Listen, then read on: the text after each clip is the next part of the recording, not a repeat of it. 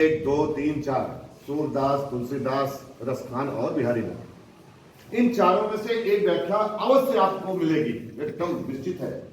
आप 10 वर्ष का अनुसार पेपर उठाकर देख लीजिए, पेपर उठाकर चेक कर लीजिए। इस 4 में से एक तुम्हारा निश्चित है और एक ही करना है, एक और ऊपर से आएगा, एक करना है। तो हमें तैयारी तो पूरी किताब की करनी है, पढ़ना पूरी किताब है, परंतु जो स्पेशल चीज है, स्पेशल फोकस जो आपको करना है परीक्षा के लिए, ये 4 पार्ट की व्याख्या आप स्पेशल रूप से तैयार करिए। तो इसमें से एक ऑप्शन आपको मिल जाएगा और ये 6 नंबर आपका आराम से कंप्लीट हो जाएगा। ट्रिपल कोर्स आपको इसलिए साथ है एक सप्ताह का जीवन का सबसे निर्णायक, सर्वश्रेष्ठ, सबसे महत्वपूर्ण समय है। दोबारा इसके बाद में तुमको हमसे पढ़ने का कभी मौका नहीं मिलेगा। पहली बात ये, अब 11-12 में हमारी ड्यूटी नहीं लगती, तब जबरदस्ती जाके पढ़ाएंगे। हाँ, दोबारा उन बच्चों को, उन महापुरुषों को पढ़ने का मौका मिलेगा जो फेल हो गए। और हिंदी में फेल तो सम्मान फेल, 5 विषय में 99 आप पा गए, 100 में हिंदी में अवश्य पास होना, उत्तीर्ण होना आवश्यक है, जरूरी है, अनिवार्य है। इसलिए आपको हिंदी में माफी, जिसको ग्रेस कहते हैं, कृपाण कहा जाता है, वो नहीं मिल पाएगा। अब व्याख्या कैसे लिखेंगे, इसका थोड़ा सा प्रारूप देखिए। प्रश्नोत्तर संख्या 22,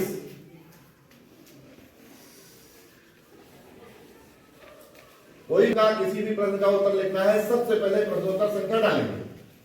अगर प्रश्नोत्तर संख्या आपने नहीं डाला तो उसी प्रकार से गलत हो गया है जिस प्रकार से आप बैंक में पैसा जमा करने जाते हैं, सब कुछ भरते हैं और खाता नंबर नहीं डालते हैं, या खाता नंबर गलत हो जाता है, या डालना भूल जाते हैं, तो क्या पैसा आपके खाते में जाएगा? नहीं, असंभव है। तो ये भयानक गलती है कि आपने प्रश्नोत्तर संख्या नहीं डाला, ये आपकी बहुत भयंकर गलती है, ये क्षमा के योग्य नहीं। इसलिए इसका ध्यान जरूर रखें, किसी प्रश्न का उत्तर लिखने से पहले आपको प्रश्नोत्तर संख्या डालना अत्यंत आवश्यक है। तो यहां पर हम बता रहे हैं प्रश्नोत्तर संख्या 22। अब 22 में क्या दिया गया है, निम्नलिखित पद्यांशों में से किसी एक के नीचे दिए गए प्रश्नों के उत्तर दीजिए। 2 खंड रहेगा, तुमको 1 खंड करना, 2 खंड रहेगा और करना केवल एक है, एक का उत्तर देना है। का खा यहां पर लिखा है गाइड में, आबा हो सकता है, ए बी हो सकता है, समझ में आया? तो यहां अब ये काव्य पंक्ति दी गई है, जिसका आप जैसे यहां पर जो काव्य पंक्ति दी गई है, उठो मोहि व्रत विसरत नहीं, अंतिम लाइन है सूरदास धन धन व्रतवासी जिनसो हित जता। तो यहां प्रश्नोत्तर संख्या 22 डालिए, और अगर पहला वाला खंड कर रहे हैं तो यहीं पर का डाल दीजिए, अगर दूसरा खंड कर रहे हैं खा वाला तो यहीं पर खा डाल देंगे। उसी के बगल जहां आपने प्रश्नोत्तर संख्या लिखा है उसी के जस्ट बाद आप प्रश्नोत्तर संख्या मतलब 22 डालेंगे, और वहीं पर आप जो खंड आप करने जा रहे हैं उस खंड का विवरण देंगे। मतलब का है तो का, खा वाला है तो खा। इसके बाद में जो काव्य पंक्तियां दी गई हैं उसका पहला प्रथम दोषर, उधो मोहि व्रत विसरत नाही, जिनसो हित जदुतात,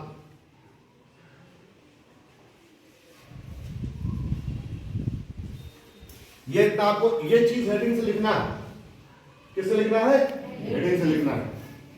इसके बाद में सबसे पहले व्याख्या लिखने में आपको सबसे पहले लिखना है, क्या लिखना है? संदर्भ।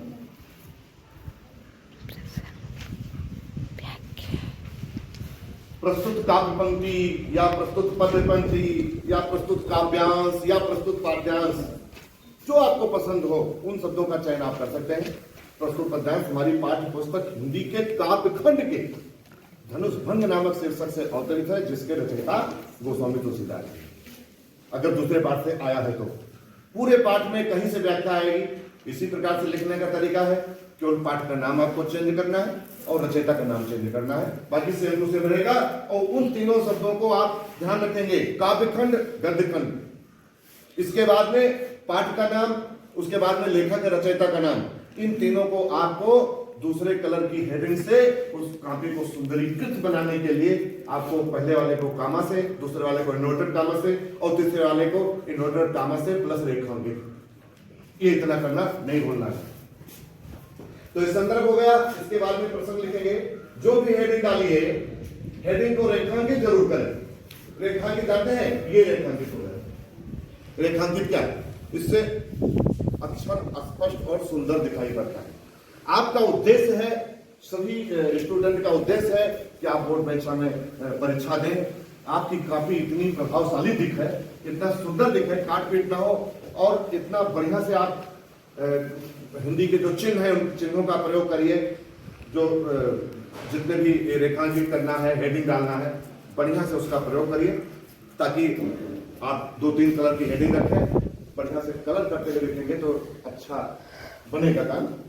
तो यहाँ पर प्रसंग में जिसके बारे में वर्णन किया है, वर्णन करना है, उसको लिखेंगे। उसके बाद में आता है नंबर व्याख्या का।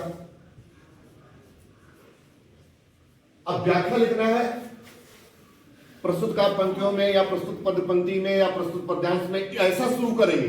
गाइड में ऐसा नहीं लिखा होता है, लेकिन स्टैंडर्ड तरीका यही है।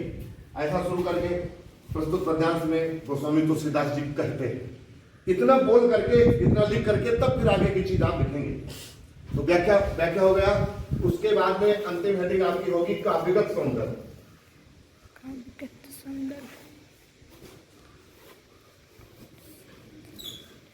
काव्यगत सौंदर्य, इस पर 1 नंबर होता है। अगर ये नहीं लिखेंगे तो 1 नंबर कट जाएगा।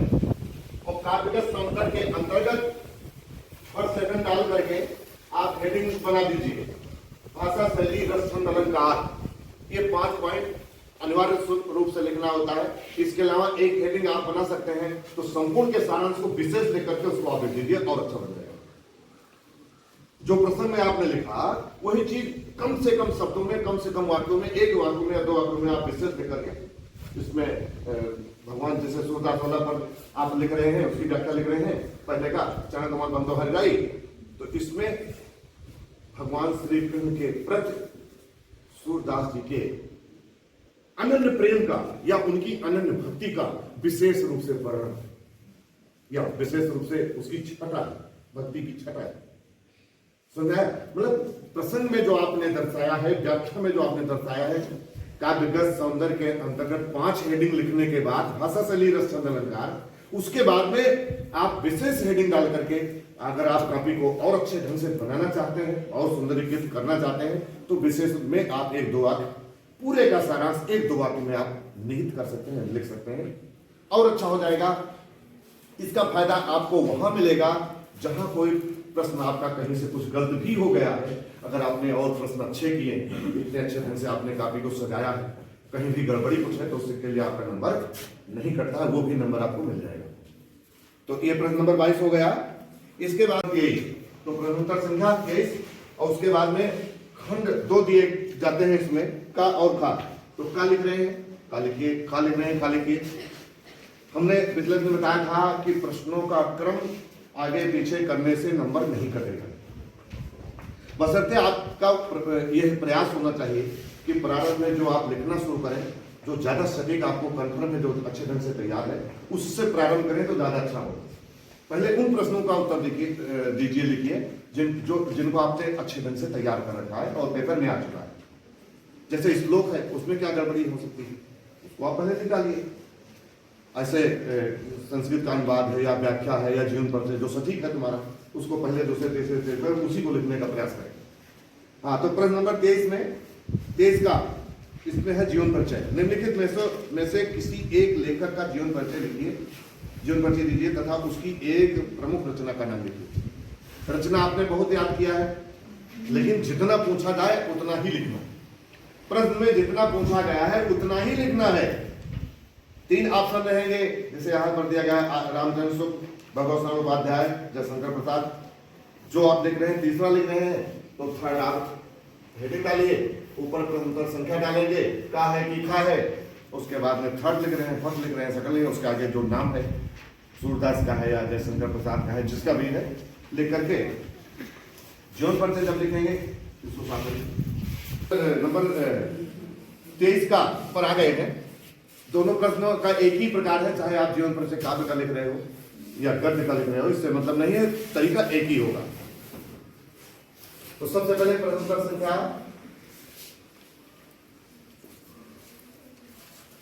प्रश्नोत्तर संख्या डालेंगे। अब मान लीजिए 23, प्रश्नोत्तर संख्या 23, और उसके बाद में मान लीजिए खा वाला खंड कर रहे हैं पहले, तो यहाँ पर खा डाल दीजिए तुरंत। और खा खंड में 3 ऑप्शन दिए गए हैं, first Surdas, number 2 Sumitra Kumari Chauhan, number 3 Sumitra नंदन पंत। अब मान लीजिए आप पहला कर रहे हैं, तो पहला लिखना है, तो यहाँ पर फर्स्ट डालिए और हेडिंग डाल दीजिए सूरदास। ध्यान से इसको देखिए, अगर काफी अच्छी ढंग से बनाना चाहते हैं, इन चीजों को बार बार नहीं, अगले दिन से रिवीजन और हमें कराना है बाकी चीजों का। इस आज लिखने का तरीका आप सबको बता रहे हैं। तो अब मान लीजिए सूरदास का आप लिखने जा रहे हैं, अब आपने फर्स्ट डाला, नंबर उसका जो है आपने सूरदास हेडिंग डाल दिया। अब सूरदास के बारे में क्या लिखने जा रहे हैं, यही आगे लिखो जीवन पर।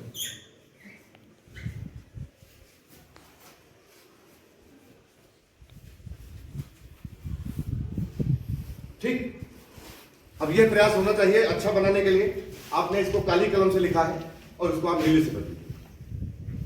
ये सब सुंदर बनाने का तरीका मैं तुम लोगों को बता रहा कि काफी अच्छे ढंग से कैसे दिखाई पड़े। ठीक, अब आपने जीवन पर यहां डाल दिया है। इसके बाद में आपको इसको 2 भागों में बांट देना।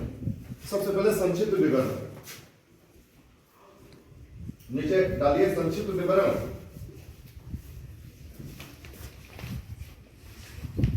संक्षिप्त विवरण हेडिंग डालने के बाद, अच्छा पिछले दिन हमने 3 प्रकार का चिन्ह बताया था, प्रश्नोत्तर संख्या लिखो या हेडिंग लिखो, कोई चीज जो भी डिस्क्रिप्शन आपको करना है, उसके आगे आप या तो तीर लगा सकते हैं, या ये लकीर का प्रयोग कर सकते हैं, और या इस चिन्ह का प्रयोग कर सकते हैं। इसको कहा जाता है विवरणात्मक। समझ में?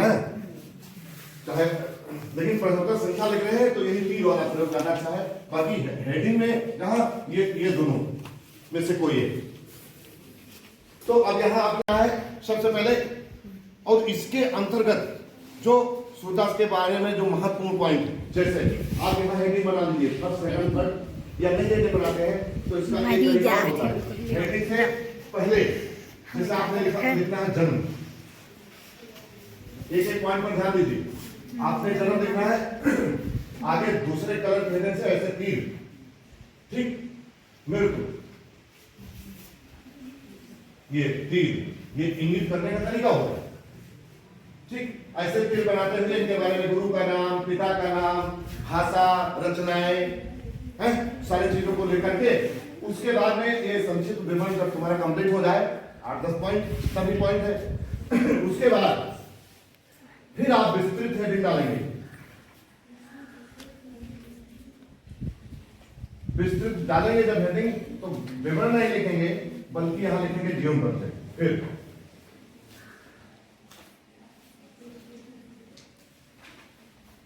आपने अभी तक जो संक्षिप्त विवरण में लिखा है, उन्हीं चीजों को, उन्हीं पॉइंट को वाक्य में बना करके, इनका जन्म, सूरदास का जन्म सन 1478 ईस्वी में हुआ था, इनके पिता का नाम, इनके गुरु का नाम, ऐसा सब पूरा लिखते हुए आप उन्हीं चीजों को जो आपने संक्षिप्त में लिखा है वाक्य में अगर बनाएंगे, कंप्लीट करेंगे, तो एक पेज तुम्हारा बन जाएगा, उद्देश्य तुम्हारा पूरा होगा।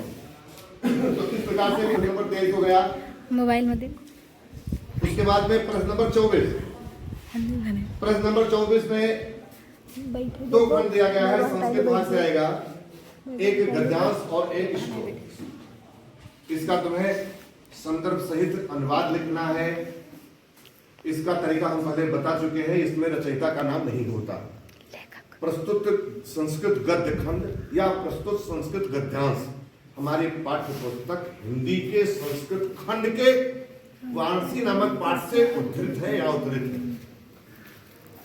रेखांकित करने की प्रक्रिया, सुंदरीकृत करने की प्रक्रिया जो हमने गद्य में काव्य में बताई, वही प्रक्रिया है।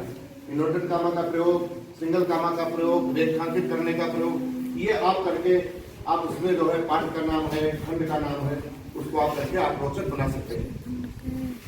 उसके बाद में अनुवाद हेडिंग डाल करके, अनुवाद में आपको व्याख्या नहीं लिखनी होती, ज्यों का त्यों जितना है उसी का आपको अनुवाद कर देना है, ट्रांसलेट कर देना है, लिखना है। तो प्रश्न नंबर 24 में का और खा 2 खंड होंगे। निम्नलिखित संस्कृत गद्यांशों में से किसी एक का संदर्भ सहित हिंदी में अनुवाद कीजिए। ये 5 नंबर का आएगा। अब संदर्भ में जितना बताया उतना लिखेंगे, उसके बाद में अनुवाद हेडिंग डाल करके लिख देंगे। दो खंड है, एक ही करना है। इसके बाद में प्रश्न नंबर 24 का खा वाला खंड, निम्नलिखित संस्कृत पद्यांशों में से किसी एक का संदर्भ सहित हिंदी में अनुवाद कीजिए। फोन